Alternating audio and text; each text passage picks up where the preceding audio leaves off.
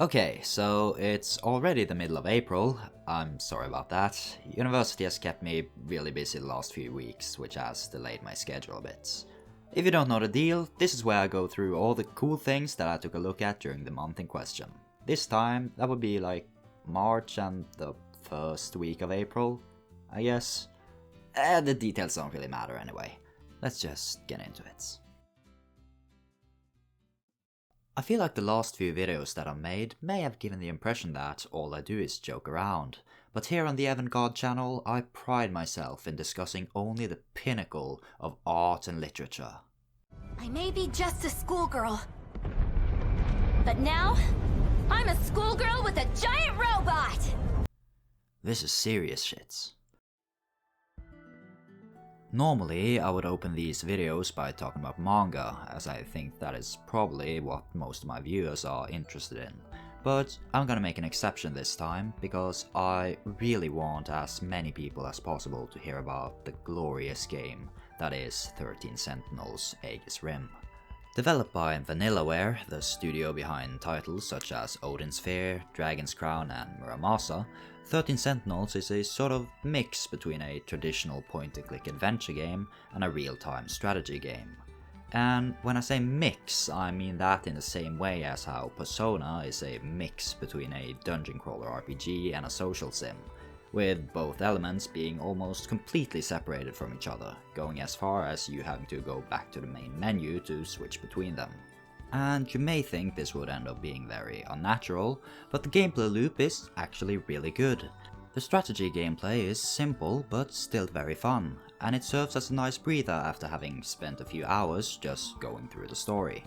Also, if you're already familiar with Vanillaware or any of their previous games, you should be able to guess just how gorgeous this game looks. The layered 2D animation style combined with the beautiful lighting effects result in one of the absolute best looking games out there. Vanillaware games always look great, but just look at this, it's so pretty. So yeah, the gameplay is fun, the art is amazing, but the narrative is the true selling point of this game. Here we are presented with giant robots, mind-wiping, doppelgangers, time-traveling World War II soldiers and a talking cat trying to persuade you into shooting witches with a gun. And that's just the prologue! Now, you would expect this to be the point where I shout about how silly and dumb this is and how that makes me love it, like I always do, but I won't do that this time. Because after having reflected on it for almost a month, I think I can say with confidence that this is one of, if not the, best story I have ever experienced in a video game. Okay, hear me out. It may seem chaotic and goofy in the beginning, but the more you play, the more you realize how carefully crafted every single element of this story is. There were several moments where a throwaway line made me completely reevaluate my entire understanding of what was actually going on, and when something finally clicked into place, it made me feel like an absolute genius for having figured it out, only for a new piece of dialogue to make it all come tumbling down half an hour later. It manages to keep dozens of different storylines in the air at the same time, and incredibly, it even manages to nail the finale, with pretty much every little thread wrapped up in a great way.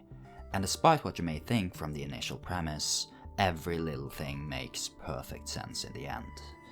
If you have a PS4 or a PS5, then I highly encourage you to give this game a try. It's one of the best games on the system, and the fact that it probably won't ever reach 1 million sales make me really sad. So yeah, please check it out.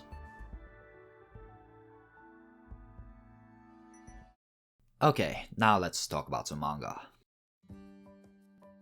The anime season wrapped up this month, and I want to start off by spotlighting the high school romance series Horimiya. Because not only did the anime air this season, but the manga also ended its almost 10-year-long run on the 18th of March. And while I can't say I've been there from the very beginning, the series does hold a special place in my heart, with me having followed its monthly release for several years now. From the get-go, Horimiya gives you one of the strongest romance chemistries I have seen in this type of story. The way the relationships between its main characters is built up feels genuine and real, The small insecurities that the characters carry with them are understandable, and the conflicts that arise are never too melodramatic. And for a rom-com, the progression is surprisingly fast. That is for the first 50 chapters or so. I think there's a very clear shift in tone around a third to halfway through the series. It goes from being this dynamic love story about a high school couple to being a very typical slice of life. The characters start feeling a lot more one note, with them turning more into tools for comedic situations. Character arcs seem to suddenly come to a halt, as any change to established dynamics seem to be unwanted. And the cute relationship moments don't really have the same effect anymore, as it's kinda just become what I'd expect from the series. I won't come here and say that I really dislike the second half of the manga. If I did, I wouldn't have continued to read over the years. But I would be lying if I said I didn't think something special was lost along the way. The series did stick its landing rather nicely, even though it's more like it landed a long time ago and it has spent the last 5 years doing bonus laps around the runway. Even so, it's a series that will definitely go down as a romance manga classic, and is ultimately more than worth the read if that's your thing. Even besides Horimiya, this winter season gave us so much quality anime.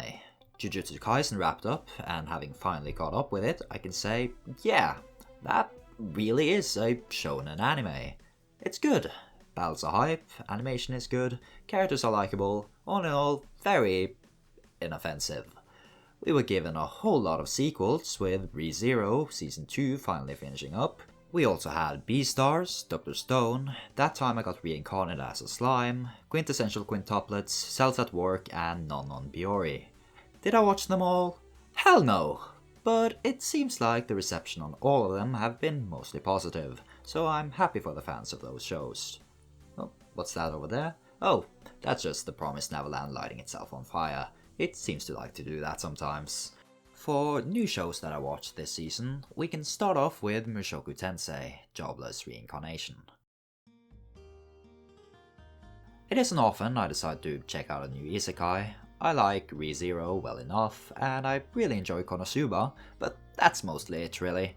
But after hearing a lot of good things about this one, I decided to give it a shot, and I ended up enjoying it quite a bit. There is a certain pervertness to it that unfortunately throws me off a few times, but besides that, there is a definite charm to this one. Like, it's not afraid to take its time and slowly build up its characters with very little tension or stakes in the beginning. For most of the season, we're just watching this guy grow up, trying to figure out what he wants to do with his life now that he's been given another chance at it. Imperfection seems to be what they're going for here, as we can see some pretty ugly traits in a lot of the characters. The token tsundere girl can be kind of an unbearable brat, the womanizing father is really just an arsehole, and the main character will a lot of the time act like a manipulative piece of shit. These flaws aren't necessarily uncommon in these types of stories, but there is something in the way that it's framed that doesn't really try to make it out as anything else than, well, flaws. It makes them seem a lot less pandering, and in turn makes the characters more likable when you see them be genuinely remorseful and have to face the consequences of their actions. It's things like this that make me think that this might actually turn out to be a really good show. I still think it's a little early to say for sure, as I still don't really know where we're going with the story. But the second part will start airing already this summer, so I hope to learn a little more then. Anyway, I'll keep watching this. It's good. Now, onto my favourite little surprise this season, the anime original Wonder Egg Priority. I feel like this would usually be the type of show that would go somewhat under the radar, yet still gain a small but loyal following. But to my surprise, even with all the killer shows airing this season, Wonder Egg Priority actually managed to get a very sizable following. To the point that I don't really think it would be accurate to call it a sleeper hit anymore. And I can kinda see why it got so popular. The animation is gorgeous, the girls are all really endearing, and it has just the perfect amount of weirdness to make it interesting for anyone to follow along.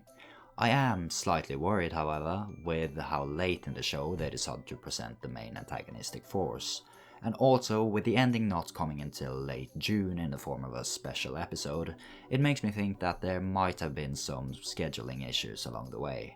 But so far, this show has been fantastic, and I really hope it manages to stick the landing, as I'm always excited whenever I see a great original story. Now, I know you've probably noticed that there is a certain anime I haven't yet talked about. A sequel to a very popular action anime, one that has once again taken its series in a whole new direction. I'm of course talking about Bungo Stray Dogs 1.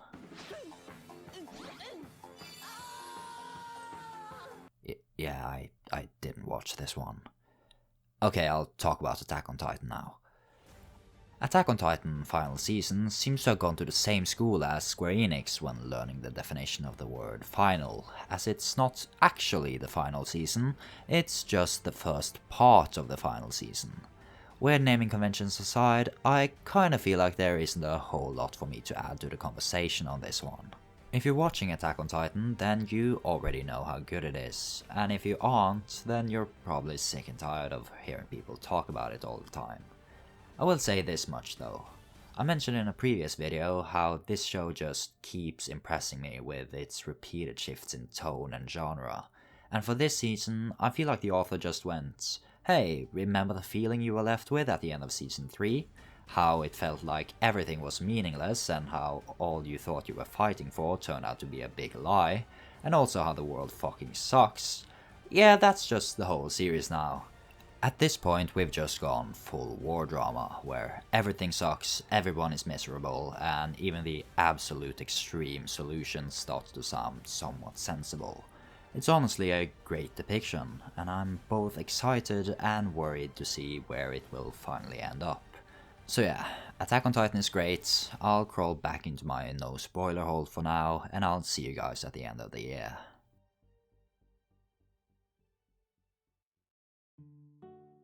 Anyway, thank you very much for watching this video, and again, I'm really sorry about how long it took for it to come out. I'm entering a really busy period with exams coming up in the next month, so video output will probably be pretty slow until the end of May. I hope you'll stick around even so. The amount of support I've received lately has been absolutely overwhelming. Seriously, thank you so much. This has been Avantgarde, and I'll see you next time.